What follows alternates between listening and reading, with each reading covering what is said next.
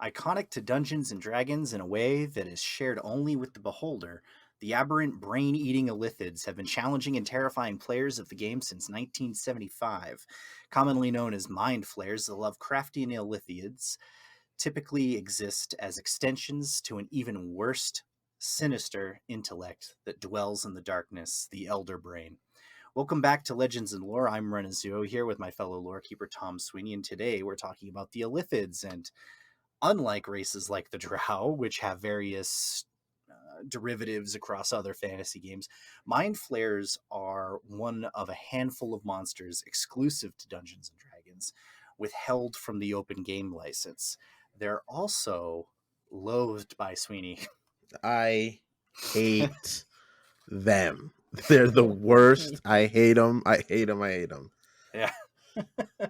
we really this episode is a function of the will of the people, because um not only does he hate Illithids, but the lore on Illithids, it goes back so far and spans every campaign setting. Literally, uh literally, they are a cancer yeah. on the game of D&D. They So appear everywhere. the research on this one is not taken lightly. The episode might run a little bit longer. It might not. We'll see, depending on how Let's hope. how. Let's hope we're like, oh, they're purple. That's it.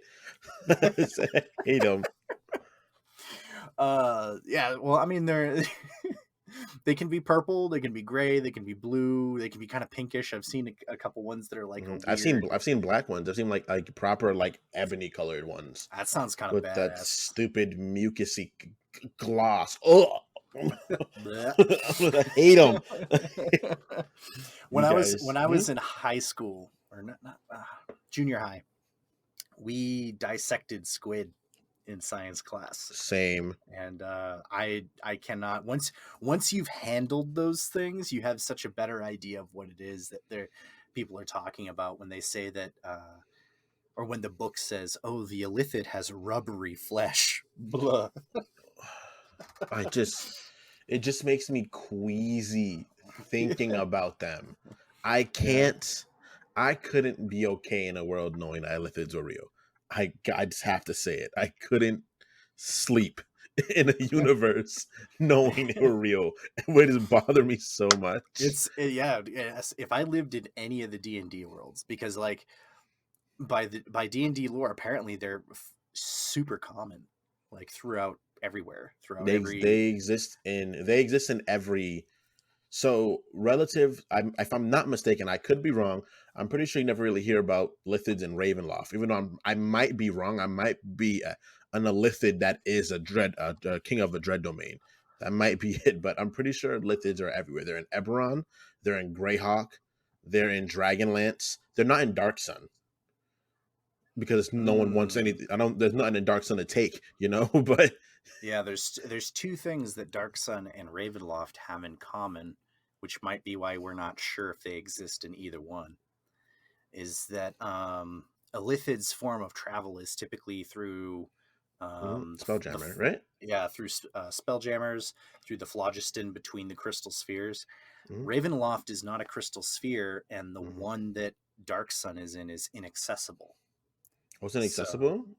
yeah, Oh, yeah, you can't get to it. Apparently, if I'm not mistaken, I would have to do research on this one to say for sure. So if someone knows otherwise, like in the comments, let me know.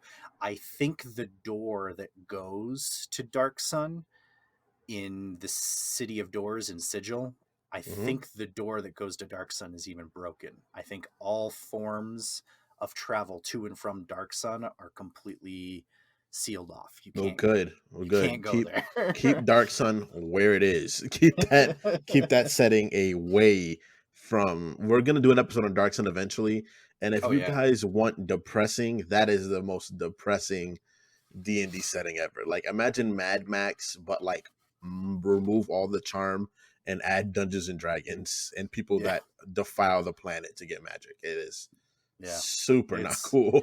it's a cool setting, but it's also very gritty and dark. It's got a super like the last time I played it, it had a very Conan the Barbarian Hmm. kind of low magic sword and sorcery kind of feel to it, as opposed to the high fantasy of D&D, of like Forgotten Realms and stuff.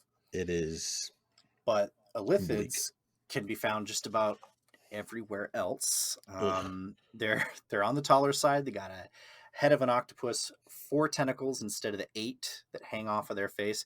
There's no beak under there. Instead, they've got this round maw that's like a lamprey with a ring of teeth that just kind of gnashes.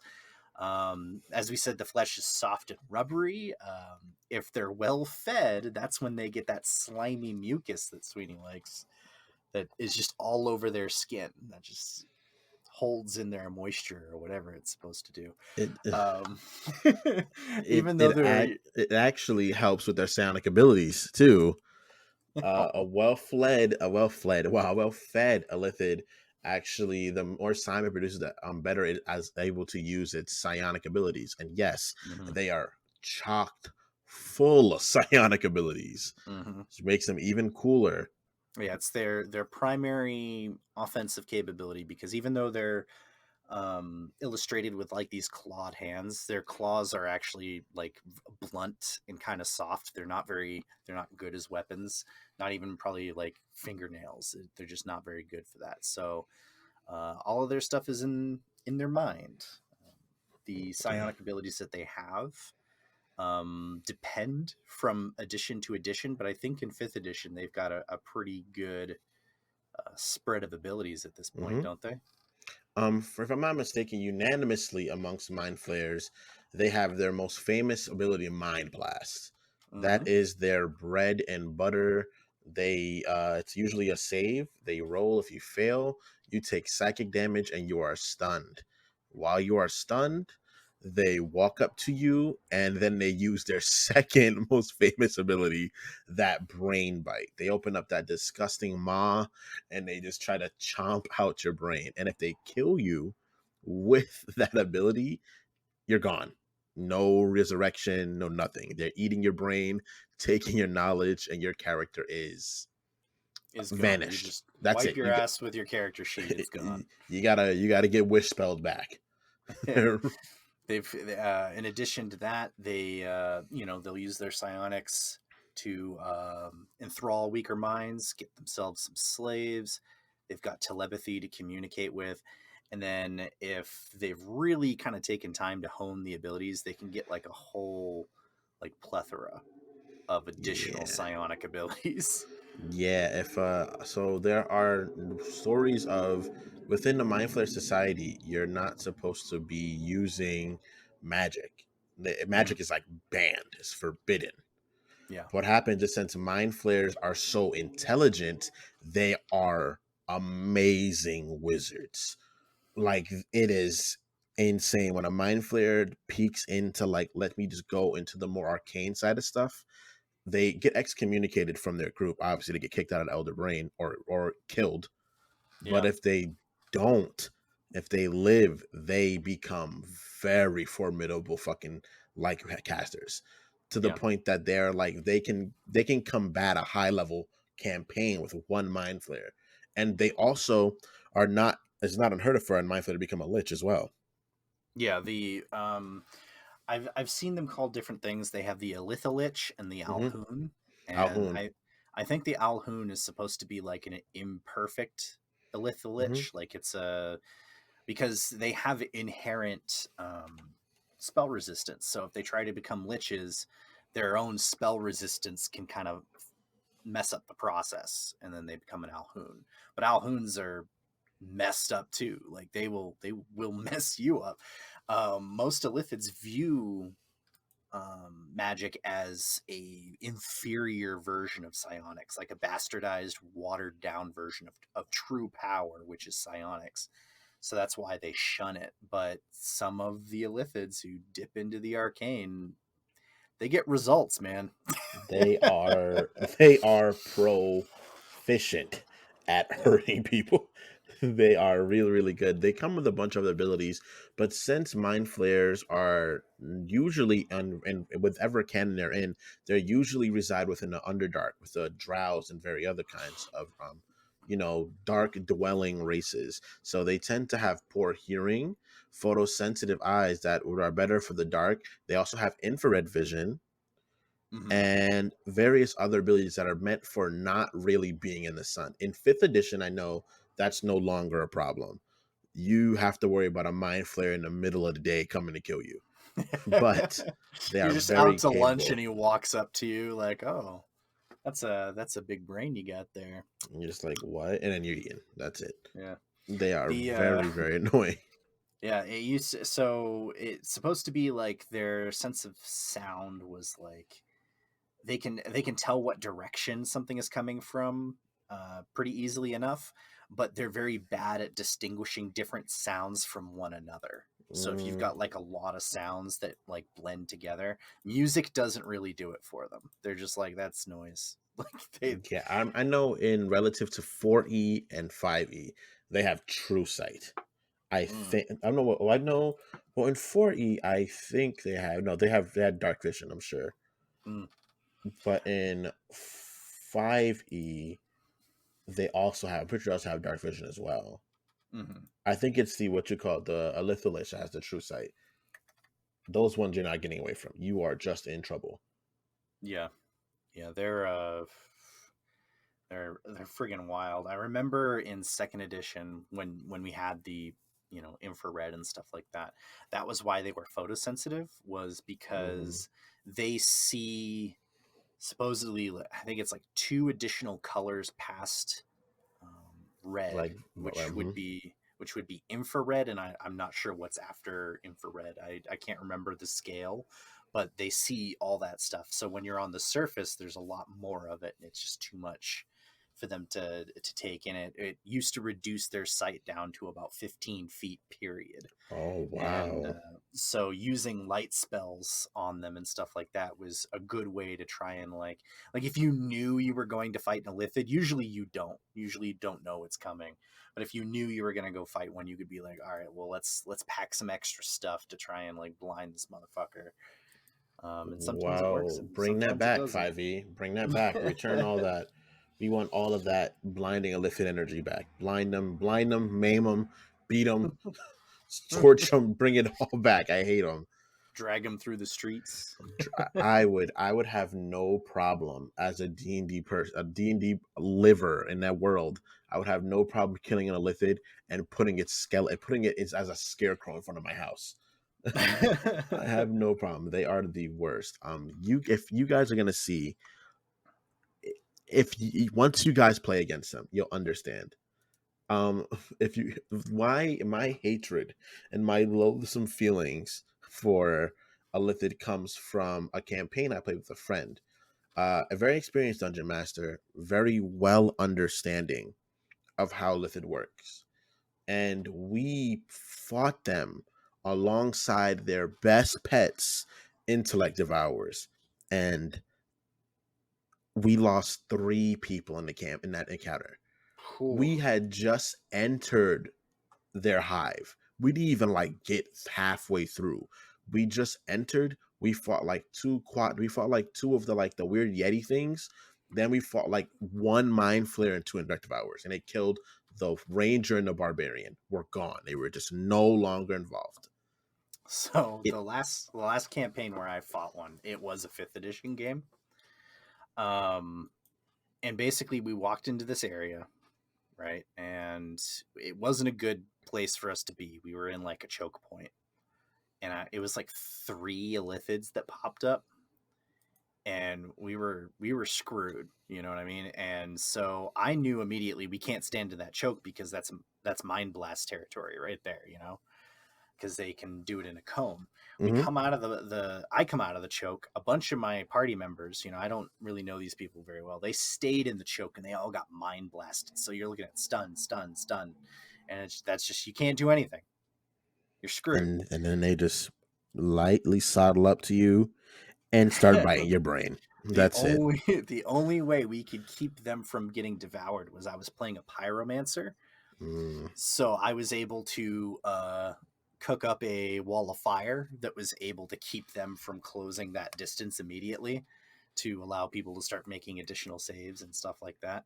Because if you know, buy people time, sometimes they can actually make that save. But it was an intense fight.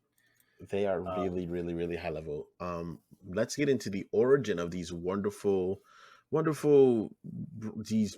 mm, let's get well, into the origin of lithids. well, All we'll right. do. I think for this time, Mhm. instead of jumping right into the origin, we'll discuss their society, because the origin of these things is interesting in that we don't know exactly what the origin is. It's not like other races where it's like, oh, the drow came from elves and this is the thing that happened, or it's just different in different campaign settings.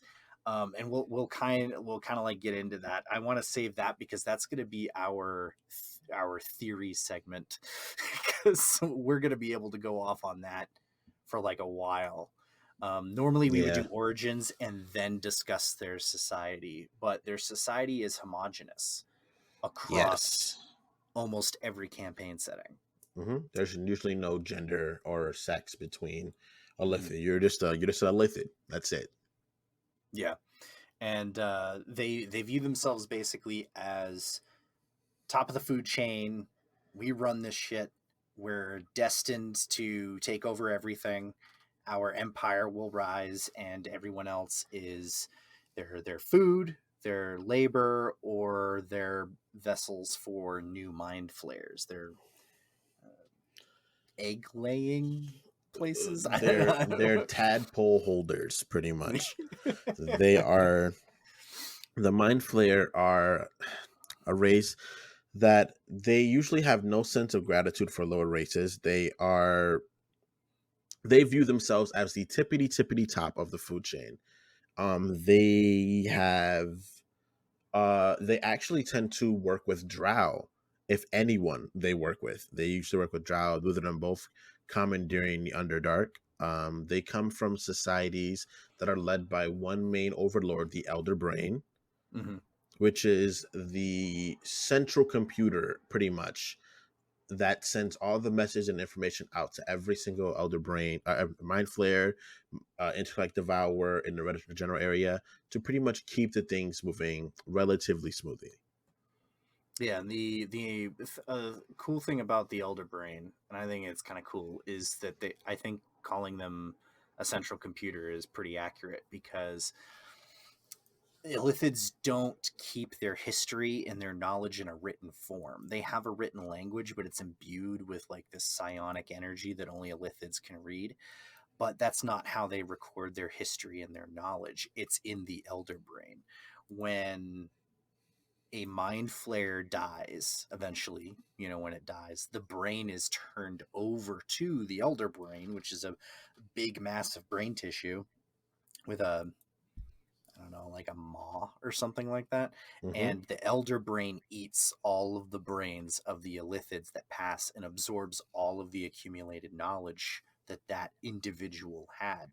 So if the individuals are running around eating the brains of other sentient species and maintaining their knowledge, and then they give up their brains to the Elder Brain, and it holds it, it's it's a fuckload of information, a metric fuck ton of information housed within one Elder Brain. But the drawback is if the Elder Brain dies, then that knowledge is all lost, because they don't have backups. They didn't write it down. You don't back up an Elder Brain to another Elder Brain.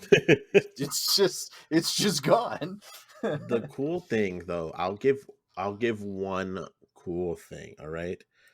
In the game Baldur's Gate, I'm pretty sure in three, as I know it's in three. I don't remember one and two that much, but there is a mind flare who actually leaves they have a hive mind. Yeah, they have a hive mind consciousness for the Mhm. most part. They are all connected to the will of the Elder Brain, but there's accounts of actually mind flares being removed from the Elder Brain and being separate. And sometimes when they are removed from the Elder Brain's web of connection, they actually become like heroically good people. which is That's cool. disgusting for me to say. I almost threw up saying it, but they become not bad. Yeah, their whole society is really jacked up because like the whole thing from top to bottom. So even though they're evil pieces of shit, obviously because of the whole slavery and eating brains thing, they rely on those slaves, on their thralls, for company because Illithids will go insane from loneliness if they're left alone for too long.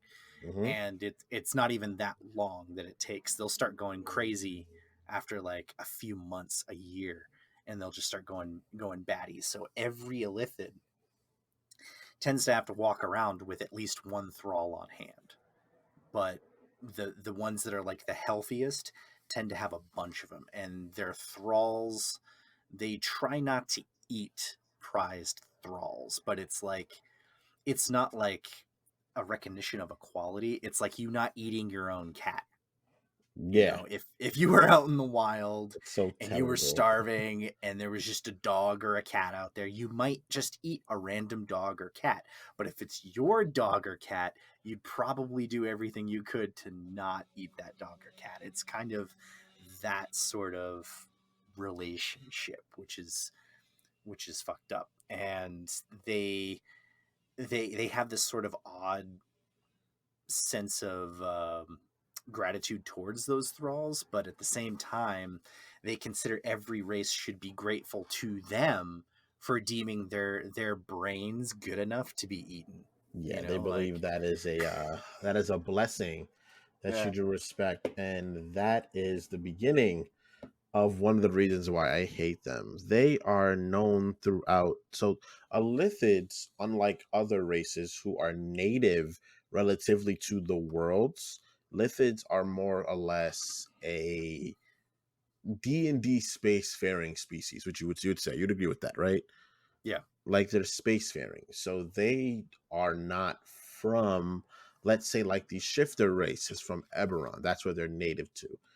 But the lithids are native to the wild reaches of space, being lithids, Hmm. being vibrations. They're from like, they're assumed to be, not even exactly. They're a native to the farthest reaches where the gods aren't, and there is just chaos and madness and pandemonium over there.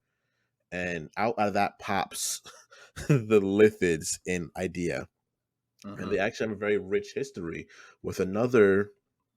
Would you say race or two races? You're talking about The, the Gith are originally kind of like their own they're one thing. race, right? Would you say the Gith Yeah, is one race and there's two I sub races between them? I think when they were originally enslaved, I think the Gith were just one race, and I think they Mhm. split after they rebelled. Yeah, after they Because rebelled with Lord Gith, yeah, which and they got the name. they were the big um, slave race for the Illithids at that time. This is so the Illithids have this crazy star spanning empire. They have these they're traveling through the inner planes, outer planes, and then they have the Gith that are their slave race. And when the Gith basically um, rose up and rebelled, that was like the apocalypse for the Everything Illithids. went completely wrong. Yeah. Like most slavers that tend to do stuff, they fail to realize how much they are outnumbered by with which they enslave. They They enslaved. fucked around and found out. They literally they did. They stepped in their own shit because the Gith are another race that since all their time with the Mind Flayers, they developed.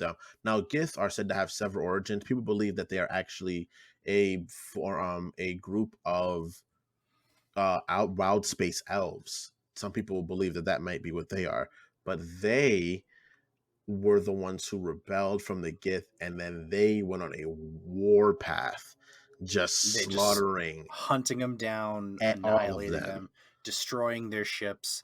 So a lot of the times now, even though they came from space, a lot of Illithids have absolutely no idea how to travel space now. They don't Yeah. know how to, because once that elder brain is destroyed, knowledge of how to do it is lost. They have to go and figure it out all over again. So a huge chunk of their society is centered around just the massive accumulation of knowledge in the hopes that they can get back to where they were, or not necessarily in location, but in terms of power. And Um, they are having trouble with it. The Illithids, though they may not be exactly the weakest, they are completely just a shadow of what they once were. They were the head honchos of the universe they came from. They mhm. were like number one on the totem pole. They were like us on Earth right now. Like, just they're the kings. They're sitting on the throne. Yep. But that rebellion led to a lot of mishaps and destruction. And now it is known for Geth to travel the phlogiston just looking for mind flayers to slaughter. Yeah. And I mean, it would be like if we're using the dog and cat analogy earlier, if all of our dogs and cats just stood up tomorrow, started talking, took up arms, and attacked us. Like it would Yeah, be, it'd be you know, would it'd be be really wild. not good news. It'd be like, whoa, this is horrible. This Yeah. is the worst thing ever. But yeah, that's what happened between them and the Gith. Mhm.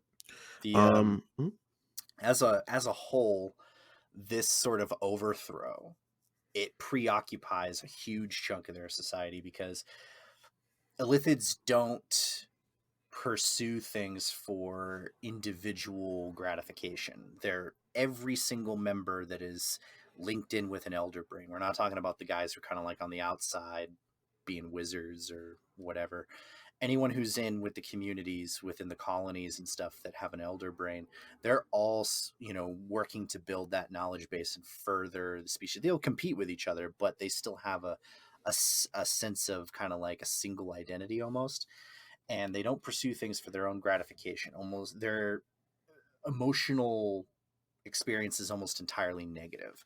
Everything they do is informed by this preoccupation of resentment, envy, not even necessarily greed, but a little bit kind of like greed because the accumulation of knowledge, just all of that terrible stuff. Even when they are trying to accomplish a specific goal or a benchmark, they don't experience happiness from that. It means nothing to them. The closest that they get is when they devour a brain and they experience this crazy rush of euphoria that's almost like orgasmic to them.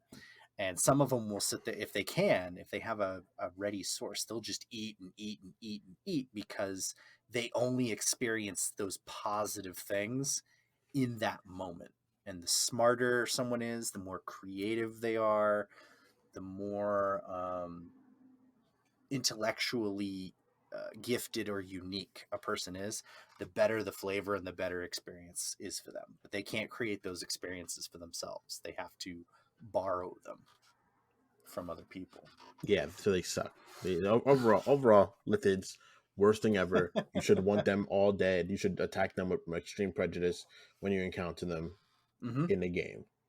Yeah, and even if you negotiate, even if you try to negotiate, um, you got to keep in mind that the way that Illithid is going to betray you was decided before he decided to negotiate with you. Like before he struck the deal, he already knew how he was going to slip the knife in your back. They also, another thing to note is that them being alien, they don't their mentalities, the way they're not on the same playing field as other humanoids. Mm-hmm. They don't think like we do. They don't have the emotional span that we do. So Yeah, the they. moment you encounter one, it is like that is a meal. Mm-hmm. That is a Or meal that's just capable of talking to me. and primitive speech is not particularly impressive to them either. So, Since they you use know, telepathy to speak, they yeah. are entirely a very alien race to just the world as a whole. Now, don't get me wrong, they are fantastic adversaries in the game. Like I'd Hmm. argue some of the best. I think I would put them as probably the number one, I would say personally. Like dealing with the Illithids and other aberrations, I'd put that as number one. As just like simply the best adversaries in D&D. I hate them. Not only because they're so monstrous, but because it's so clean cut, you know. And Yeah. a lot of Dungeons and Dragons used to be that way, but the more we get into nuances of storytelling that they just weren't doing, back in first or second edition. Hmm. Once you get into sort of the nuances of storytelling, less of the monsters and races of D&D are inherently evil. We discussed that in the Drow episode, but Hmm. Illithids and other They're not aberrations, good. They're not good. they're they're just evil, That's- in almost every instance. They're so alien, their motives are so unknowable, their sense of morality is so like off its axis that yeah, it doesn't make sense. you can. And the thing is, but they don't see themselves that way either, and that's kind of like telling, because they don't have a concept of those things of like good and evil, because they see themselves as agents of order in a chaotic universe, and only they can instill that order. Every other species to them is just wandering through life aimlessly without a real purpose. Only Illithids have purpose, and that's to put everything in its place and organize everything and accumulate all the knowledge and dominate everybody. And just eat That's all the brains all the available. Just brains. eat them all. They Yeah. are now They let's I just they hate complimenting them. I hate it. I hate it. yeah, I dislike it they're so much, but they are fantastic adversaries. And what makes them even better is that they are genuinely extremely smart. mhm. Like a dumb mind flare, like on average, let me look up the mind flare's player stats real quick for a second. So the average person in D&D has the intelligence of about 10. That is standard baseline person's intelligence. A mind Mhm. flayer's intelligence, I would assume, is at least 15, 16. I could be wrong. No, a base mind flayer's intelligence is 19. Base level. So that means that the ones that wander off and start learning magic and stuff, they can be even smarter. The ones that are their own psionic entities that have really doubled down on learn, even worse. What's the one? It's called the I can't say a lot of this stuff. Ulitharids. Ulitharids are like alpha Illithids, and Oh, you'll rarely get one where an Eleutherid is born. It has two extra tentacles, and I know what those are. Yes. it's not controlled by the elder brain. It's completely independent, and the elder brain lets it stay because an Eleutherid will basically is responsible for like brief fits and starts of population growth. So Hmm. he'll get together like some of his buddies. He'll get together like some of the Illithids he likes, some thralls and stuff, and eventually he'll leave and he'll go far away from where the Elder Brain is. He'll settle, do his thing, set up a power base, and then I don't know what the mechanic is, but he eventually becomes his own Elder Brain, probably after eating his friends or whatever. Um, Yeah, that sounds like a lithids to me. but otherwise, they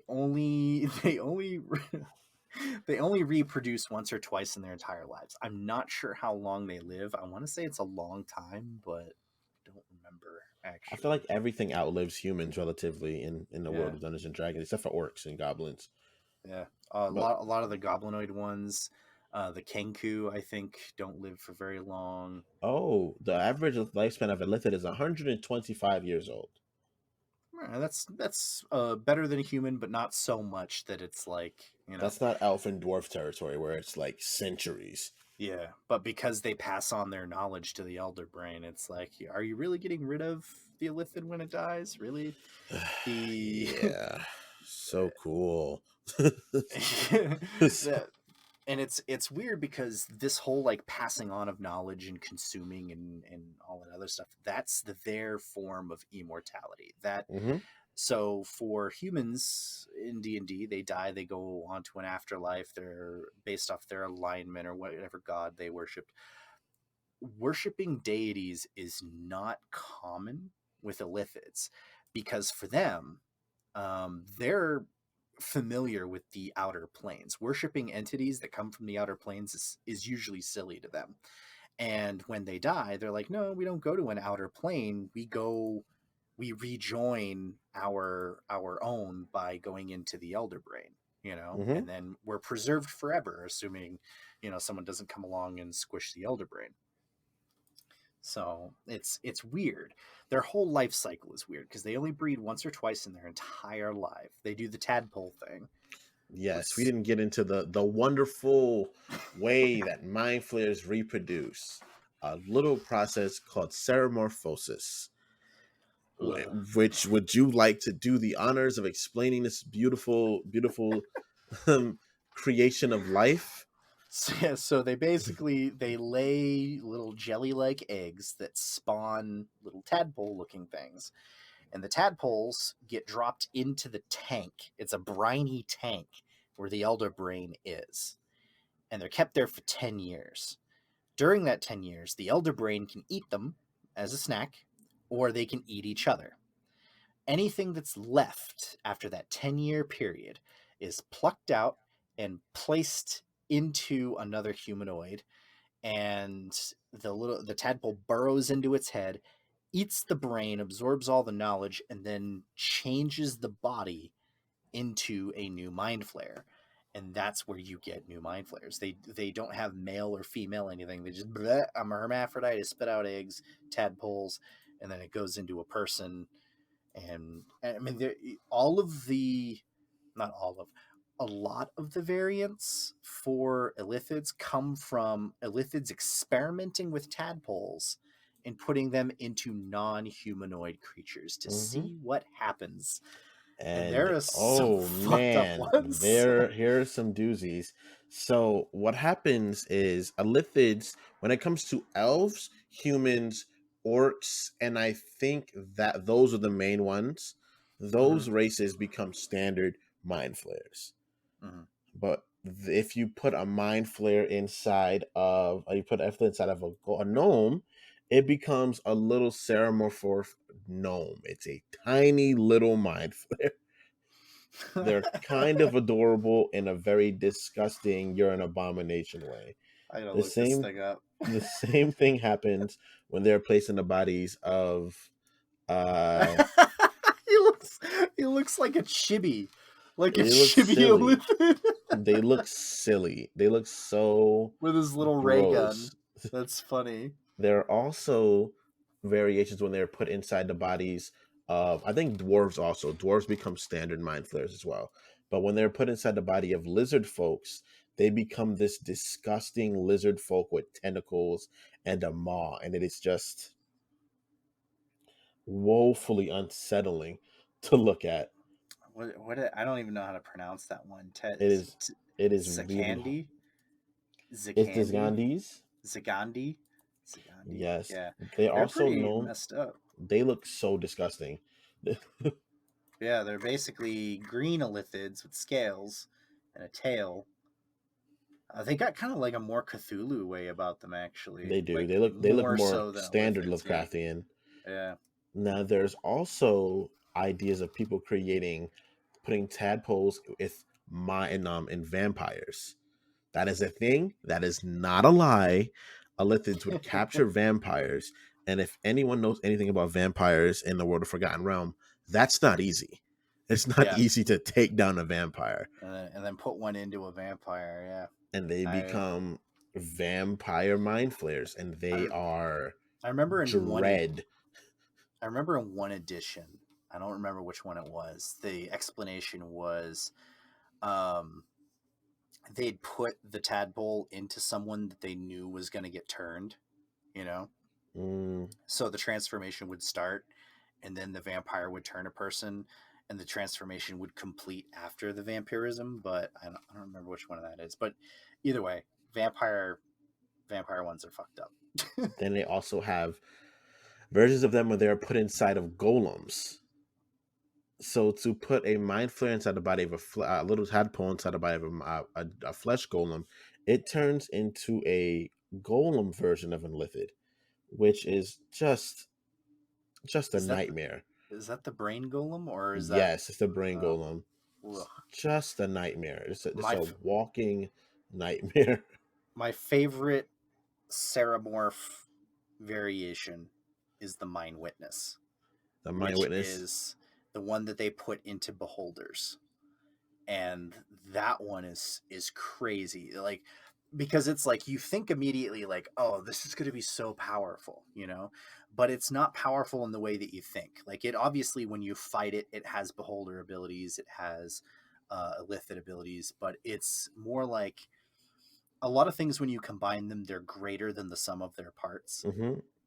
This The is definitely mind, lesser. yeah, the mind witness is lesser or just equal to the sum of its parts because of the fact that illithids abuse and subjugate mind witnesses so much, like right at their inception, right at creation, that they teach them to be completely obedient and the elder brain just completely suppresses them. The main Hmm. function of a mind witness is to function as a networking node for Hmm. psionics. So normally telepathy in D&D is you have like mass telepathy, but normal telepathy is like a one-to-one connection. The mind witness has a unique ability where it can maintain 7 unique connections at one time. So within a colony, you set up a few mind witnesses, and suddenly the amount of information that travels between illithids is crazy. And if Illithids go to war or they have a ship or anything like that, put a couple mind witnesses on there, and every member of that ship or every member of that battalion or whatever, they are all on the same page constantly because those telepathic commands are moving so quickly between so many of them in It one is instant. it is mind blowing that how well they are able to use the mind witness. But my favorite one is the one that I've never fought, but in theory it just sounds like the worst possible time ever. But for me, the best one would have to be the Mind Flayer Dragon combination because that one is just sounds so horrible. I think it's called the Brain Feeder Dragon. The brain stealer. The Brain Stealer, yes. I That didn't even look. I just saw Brain Stealer and I was like, oh, that doesn't sound interesting, and I didn't see the dragon part on it. it That's is fucking a wild. Lithid and a dragon combined. So imagine the fear that a dragon is able to conjure up and hold. Now imagine that being way more intelligent than what a dragon is naturally, even though dragons are kind of the top of the food chain in the world of D&D as a race at least. Jeez, And now add that all that mind flare delicious intelligence. They are Jesus, horrifying. They are horrifying to deal with. that's wild, man. They look pretty gross too. They That's look insane. they look so Lovecraftian. It looks Yeah, like Cthulhu actually. yeah. They look very Cthulhu-esque and they are hilariously tough to deal with. Hilariously tough. Oh It is man. bad. They have the ability, they have multiple attacks. They have a mind blast instead of their breath weapon, but it's amped up to crazy degrees because it's a dragon. Yeah, So they can like mind blast the whole team and then they can grapple with their tentacles. They're gigantic. It's a lot. yeah. It's a My lot. so Pathfinder does not have illithids. I think I mentioned this earlier. That like the Beholder, this is a proprietary thing to D&D. They did not let Beholders, Illithids, I think Displacer Beasts and a couple others. They didn't let that go in the open license. It's considered part of their like identity, so they kept it. But because I run mostly Pathfinder games in recent years, I converted the Mind Flayer over to Pathfinder. My wife despises Mind Flayers She's like a with a smart passion. woman. She's a Yeah, very smart lady. she cannot stand them, and the reason she can't stand them is I run them very similarly to how they were handled in second edition. Which in second edition, a lot of creatures, dragons included, would have a specific section in their entry that would be basically their retreat cost, the thing that would cause them to pull out of a fight. And in second edition, you didn't get full experience if something pulled out of a fight. So the Illithids do not have a high retreat cost. The higher it is, that's the percentage. So if one has an 80% retreat cost or something, it would be like, oh, it has to have taken 80% of its damage, Mm. and then it'll. Illithids don't have a high one. Red dragons don't either, but Illithids don't have a high one. And so Illithids will be frustrating because they come in, fuck up the whole team, sling out their psionics, maybe munch a brain, and as soon as the tide turns against them, they're like, nope, deuces, and they're out. Because to them, no amount of setbacks on their plans is worth them dying, especially if it's away from like the elder brain or around these primitive races that might destroy their brain before it can get back to the elder brain, that sort of thing. They So are extraordinarily crafty, and I cannot exemplify enough. Okay, so a regular person's intelligence is 10. A commoner's intelligence is 10 at level at period. You know, they don't escape that. The average, a run of the mill, a standard run of the mill Mind Flayer's intelligence is 19. mhm. That every means that they are every way, way smarter than people are. And that is what makes them such good villains. Because they're the villains, because a Mind Flayer is smart enough that they could think of something so macro and keep tricking you and tricking you to the point you have no clue where to start. They Yep, also tend to their entire campaign villains, really. yeah, they are. And then their mind flayers have been known to broker deals with other like fiends, which are like when you're getting into like really just like not good stuff. They're known to broker deals with them because the mind flayers are so smart, and other ones are like we don't really want to have a whole problem with them right now. Yeah, So they if you ever use them in campaign, remember to exemplify like the double cross and all that stuff. They justify being that smart. I every one that I've run so far always has some sort of plane shift or teleport in its back pocket. Always. And that's why she hates them, is that if she comes in hard and she throws everything she's got at that Illithid, there's a very good chance she's still not going to beat it because it'll just leave. Yeah, Like, just, I'm gonna get out of here now. it doesn't fight to the death, it'll just leave. And the It's only not time I could conceive of Illithids hanging out and fighting to the death is if an elder brain was at commands them. stake. Yeah, Yeah. they are really, really, really powerful psionically. There are also a lot of deep lore when it comes to the Illithid. They are actually not exactly sure whether if they are a race from the future, the far distant future, or the great past because of how everything happened to them. They are believed to be jettisoned through time, right? Coming back to more of a Yeah. modern era because of how badly things were going after the rebellion with the Gith. So yeah, you've got a few. We've got a few different theories, and this is getting into the origins. This is where we're Mhm. going to go a little Yeah. off book here in terms of like specifically what is said. Like we'll give you what is said, and then we're going to kind of spin off of it because you have a few different origins that have been presented on the Illithids over the years. Remember, they came out in 1975. Gygax wrote them himself. But since then, we're up to the fifth edition. It's been a few years, it's been a minute.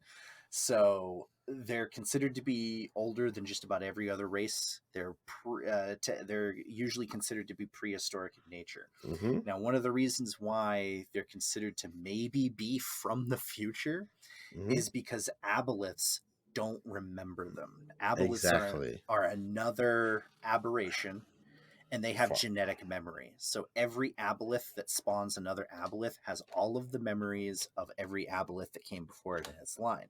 And aboleths are supposed to be old as fuck, like older than dirt, like they're beginning of the universe kind of Yeah, species that's aboleths been are around. technically older than the gods that made the races Yep. that exist. They are And very old.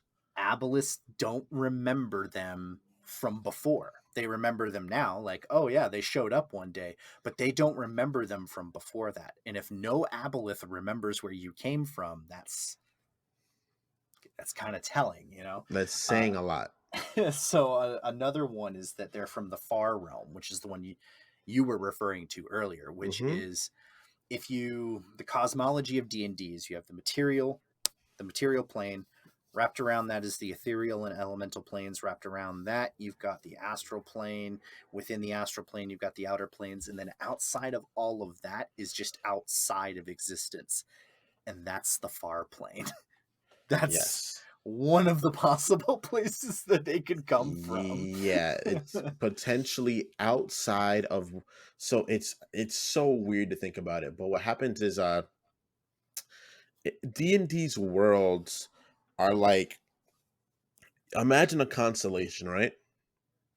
This world connects to that world based on various things, and lots of worlds shared similar places. Like, I know that Greyhawk, I think Eberron, and for Forgotten Realms, they all share Avernus as a place where they all exist. So there are Right. kind of worlds stacked on top of each other and then beside each other, and then all this stuff. And that makes up relatively the expanse of the material planes throughout the universe Yeah. or the For their multiverse. for the next origin idea, you have to kind of understand how this is laid out. So Mhm. imagine all of reality stacked in a pillar or in that sphere that I gave before, but within them, the material plane, you have basically the universe, but not quite, because in D&D, every star system adheres to sort of old style understanding of the universe, like from before, back in medieval times and stuff like that. Mhm. So, and those are basically,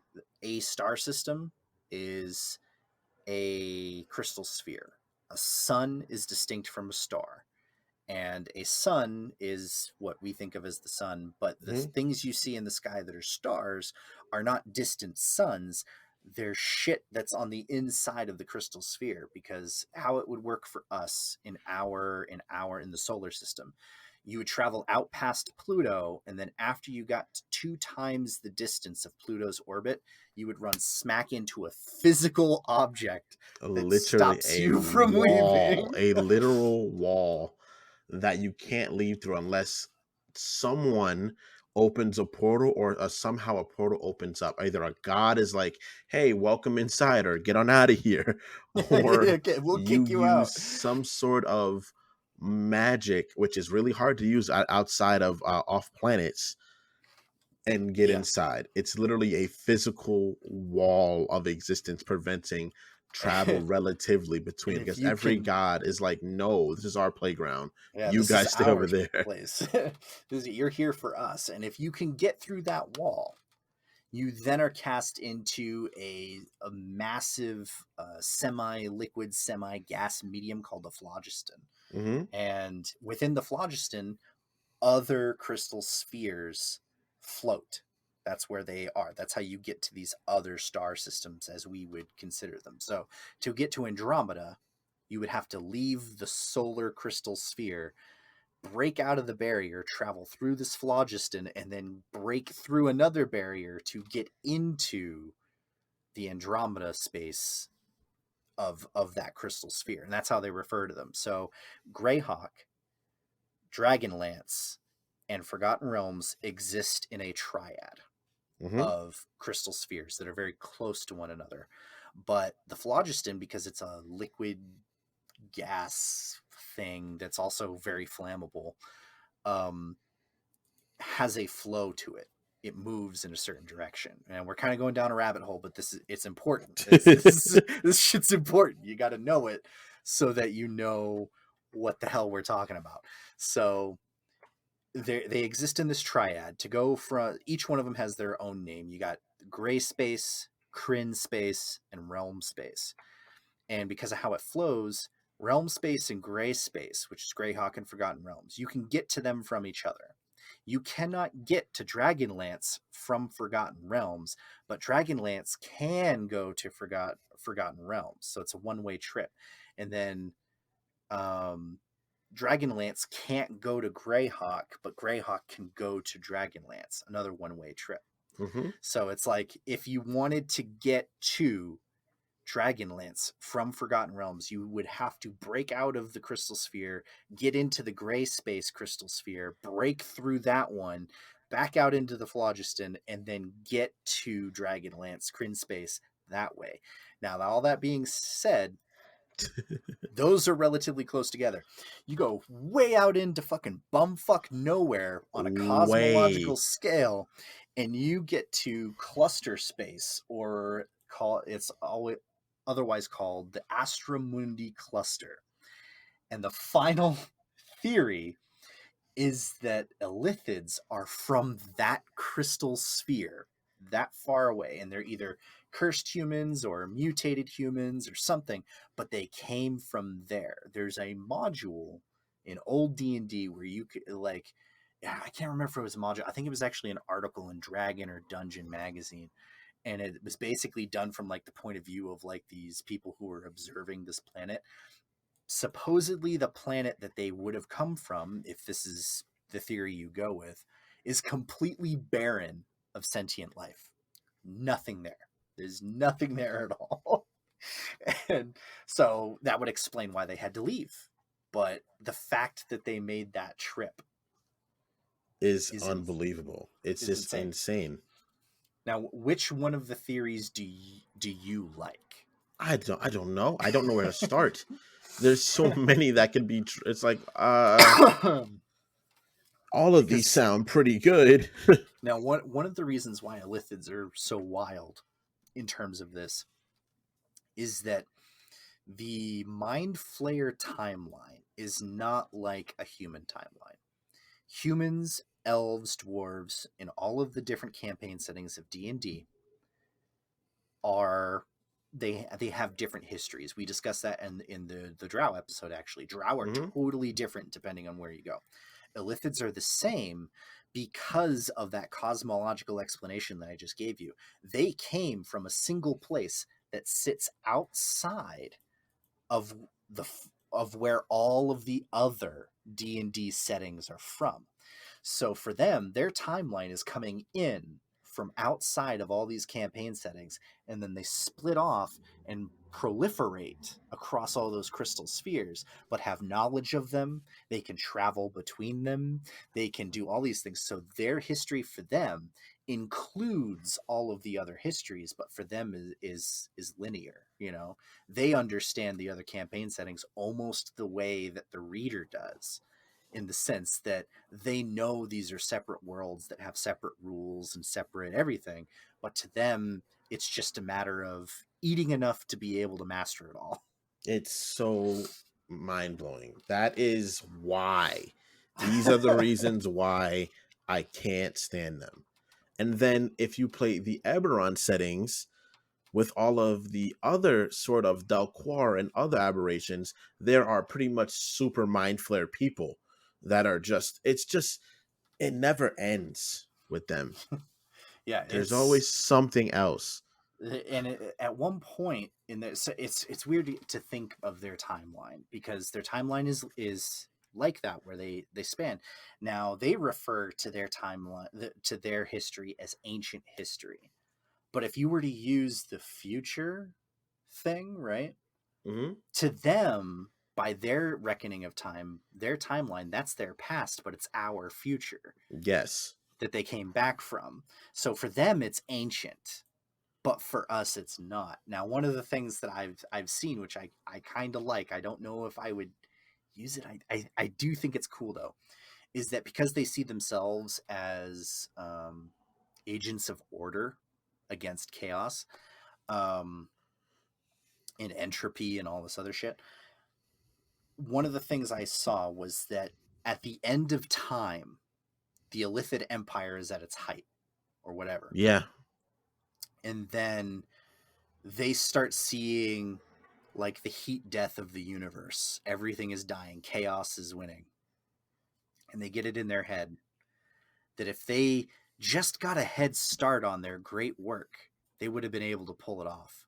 So they all get together, jump in a fucking time travel machine, and just jump back several thousand years, millennia or whatever, and are like, okay, we'll set up here and we'll get started earlier so that by the time the end of the universe rolls around, we'll be ready for it and we can stop it. That's not the That's worst idea. it's it's so fucked to think like, oh, they're the worst, they're evil and they're terrible, but they're trying to stop the end of the universe. They are trying to they're not trying to stop the universe for anybody. They're trying to preserve themselves in a grand scheme of things, Oh yeah. which is horrible. But you gotta admit, you gotta respect the hustle a little bit. You gotta respect it where respect is due. And it's like, man, Yeah. you guys are out there doing your work. Yeah, I think each origin story offers something a little different, because one of them is pretty mind bendy. The Far Realm is kind of mind bendy, but it's very straightforward Lovecraftian. Oh, they come from somewhere else, you know, and you Hmm. don't have to answer specific questions about it. It's just like, they're fucked up things from somewhere else. But every theory that's presented has something that conflicts with it. So if you go with the Far Realm theory, for instance, there's a group of Illithids, I think, in Faerun or some, the Underdark, whatever, who made a pilgrimage to the Far Realm, and then when they came back, they were even more fucked up than they are now. So they came back. They had suddenly found Jesus, as it were. Like they were suddenly very religious. They were a cult. They broke away from the rest of Illithid society, and they were zealots. And they had like additional mutations and powers and shit like that. So it's like, did they come from there, or does that place mess them up just the same way it does for us, or maybe it reverts them more to their true form? I don't want to think of that. I don't think of them being something else. Yeah. Also, there's just so many. I'm gonna have nightmares, guys. If you don't know already, I'm terrified of space creatures. I hate them with all my heart. And mind flayers are the space creatures that are fucking just weaponized to do everything that I hate. They're absolutely the worst. They're so bad. They spread so far because, all right, so remember, material plane, ethereal, elemental, astral. Now, that stuff that's right in the center, material plane, and the ethereal plane, I think the elemental planes are considered the inner planes. Everything further out from that, demi planes, heaven, hell, all of those are the outer planes. The Illithids, at some point in their history, spread so far just through expansion that they threatened the outer planes. They got to the outer planes, and the blood war between demons and devils was temporarily stalled and interrupted Yes. because a bunch of fucking Illithids showed And they were just like, what? up. The Blood War, a war that's been going on since damn near the dawn of time. Literally, right after the Dawn War, which is the war of creation, the Blood War began. And then they were like, wait a second. I don't like you. You don't like me. But aliens. And But aliens. the demons and the devils, the canonically, like, the demons and the devils are the most classically, like, make a deal, take your soul evil, and I'll rip you apart and eat your kids insides in front of you, which are the demons. They were like, time out, let's deal with them first. We gotta deal with aliens. It was imagine I'm trying to think of like a campaign where you're somehow involved in an alien invasion of hell. That's Faerun. That's just imagine you're playing Out of the Abyss, and you run into a few mind flayers. They capture you, and you're like, oh, we're going to Avernus. And you're like, excuse me? Aren't you gonna put a tadpole in my eye? Like, yeah, we'll do that, but first we got to go to the first layer of hell where there's a war going on, and it's like, oh, it's pretty much Baldur's Gate 3, actually. It's pretty much Okay, exactly that, we're and it's like, oh, we're invading hell. You want to come? and it's like, No. no, not really. But if I don't come, it's gonna come back and bite me in my butt somehow. So Yeah, let's go to it's hell. Let's go. let's go to hell. Yay. So I just that would be such a cool campaign, I think. But That I is mean, actually, I'm actually okay. So I'm not gonna spoil too much of this for you guys, but the Mind Flayers were going to make a guest appearance in the campaign I'm making for us. oh, It's gonna be. I hate. oh, I would hate if I'm really good at playing them too. That'll make me even angry because I'm like, dang, there's a connection between us there, but oh I'm yeah. never gonna allow it to be. I've had some evil characters that I've run in games, and there was one where we were grinding out this game almost every day, you know, like we were playing this thing because I had so much like material. And after a week of playing this character, we're like, okay, we're gonna go. We gotta get back to our lives. We gotta work. We gotta do other stuff. And I started having like terrible nightmares about doing the things that this evil piece of shit was responsible for. You know, like I felt unclean. They're so insane, dude. They're so unbelievably like it's the idea of like imagine going into the brain of Victor Von Doom, but remove all of the humanity he has. Yeah, it's just doom with brainworms. And it's just like have fun. Yeah, Have fun with this. and Go be as terrible as you want to be. and like each colony has like their own culture and stuff, but Hmm. overall, they are furthering a single species goal, and I don't think a lot of other races or monsters or anything in D&D have that sort of like singular focus. I don't think dragons are united, beholders are united. Even the elves who are Even the like all humanoid races that exist in the yeah, world, like the humans are all off doing humans. The most united, I would give it to maybe dwarves. Maybe yeah, dwarves are the most united like race, and but you still even get like dwarves, they warring have between houses. personalities. Yeah, like Yeah, these guys, it's none of that. It's just straight up. This is for the greater advancement of our species. yeah. Period. It's not about me or you or it sounds like some really terrifyingly insane like super communist stuff, but it's how they work. Alien communists. Yeah, Sort of. like they don't even really have religion. Like some of the different colonies do. You have Ilsensine, which is supposed to be like the biggest possible deity that they get, but it's really just a deity of mental domination, which is their existing MO. And a lot of their deities are not like they don't necessarily worship them in the same way that we do. They're more like, oh, this is like a paragon, someone to emulate, someone to be more like, rather than we serve this thing. They have a minor one that's like Manzikorian, which is the embodiment of comprehension of all knowledge. So secrets included. And again, that's more of an embodiment of an idea than it is worship. The one that is the craziest is that one that they came back from the far realm and were just Hmm. all about it, and that was Thune. Thune And is the mysterious entity of war, evil, and madness from the far realm, and it is bad, bad, bad news. Thune is like just the name evokes a sense of dread. I think like it has that sort of like when I was a kid, the whole world of Conan the Barbarian was kind of scary in a way. Like it's fantasy and it's sword and sorcery, but it was kind of scary. Everything about it was kind of scary. And Thune has that vibe, that feel. Very, very Um, much so.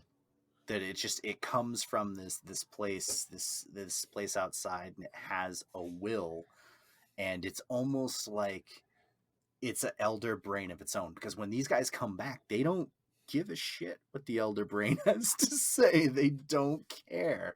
So if they were, and I don't know, but it, I think because it was an expedition or a pilgrimage, I doubt that they took an elder brain with them. But imagine if they had. I don't want to think of that. I don't want to think of that. I'm gonna have nightmares. I'm not gonna be able to sleep tonight. I know it. I'm gonna try to go to bed and I'm gonna be like, I can't sleep. Too busy thinking about aliens eating me. With their just little crunchy egg noises as they As they crack my skull and slurp my brain out the back. it's fucking wild, because like it just takes a little bit of time of just like thinking about them, and then they just have this like morphic way about them where they go through, you know experiments with their own children, with their own offspring, Yeah, and put they and are. put them into creatures that they know very well. This thing is probably going to die because it probably won't work. But what if it did? And then they do it. It's fine. Like I can't imagine um the kind of emptiness that exists within a soul, within a mind, to just be like, yo, I wonder what happens if I do this with my kid. And they Like, just don't. And it's just us. It's a race wide thing. It is not something that one's gonna. Well, you might find a one or two that are separate that are like, yeah, we're crazy. I'm hiding. Well, they have to hide. That's another thing. They have to hide because if they mm, break off from the elder brain, they'll send others after them to destroy it because that one is a liability because it knows stuff about the whole entire society. So they're like, oh, we gotta destroy you. yeah, But don't they worry, gotta take the them out. Gith Yankee are the heroes in the situation because they are the kings of slaughtering mind flayers. Yeah, Gith Yankee are pieces of shit too, though. Oh, Is they the suck. thing They like, suck. Gith Yankees suck, but they're better than mind flayers. So yeah, like it's like Gith you Yankees are pirate assholes that like destroy. Like they are known for killing anything they encounter in the freaking Vastral Sea. But yeah. so what?